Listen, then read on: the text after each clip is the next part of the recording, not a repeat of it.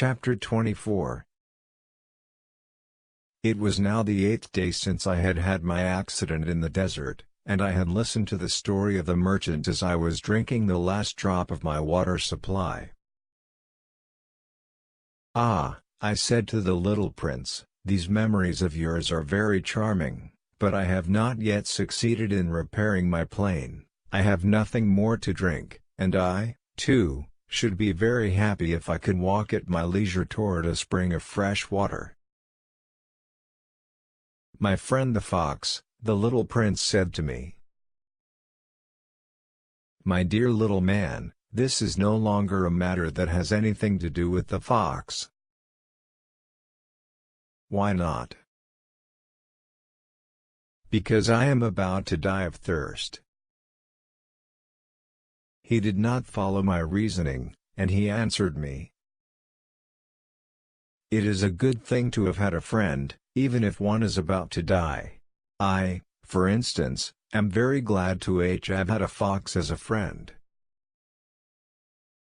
He has no way of guessing the danger," I said to myself. "He has never been either hungry or thirsty.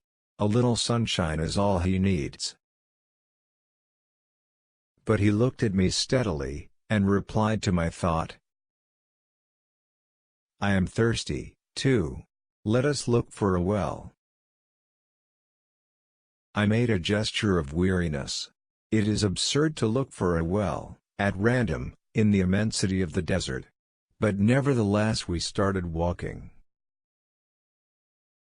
When we had trudged along for several hours, in silence, the darkness fell, and the stars began to come out. Thirst had made me a little feverish, and I looked at them as if I were in a dream.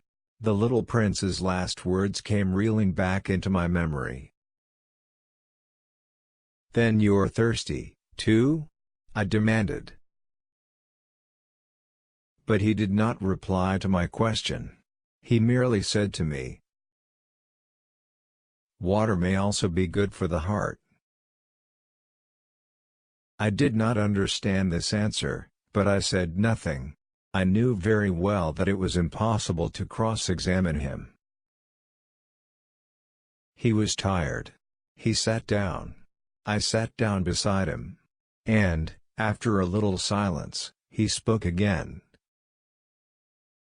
"The stars are beautiful, because of a flower that cannot be seen." I replied, "Yes, that is so." And, without saying anything more, I looked across the ridges of sand that were stretched out before us in the moonlight.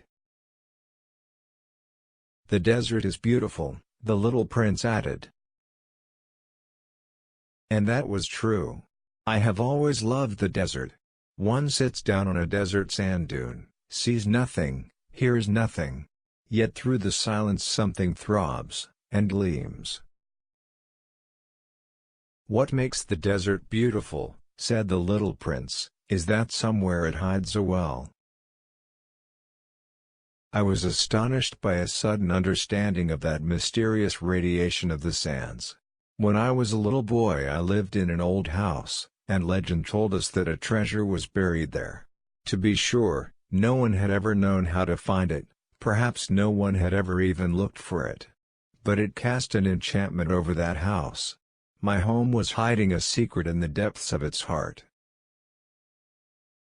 "Yes," I said to the little prince. "The house, the stars, the desert, what gives them their beauty is something that is invisible." "I am glad," he said, "that you agree with my fox."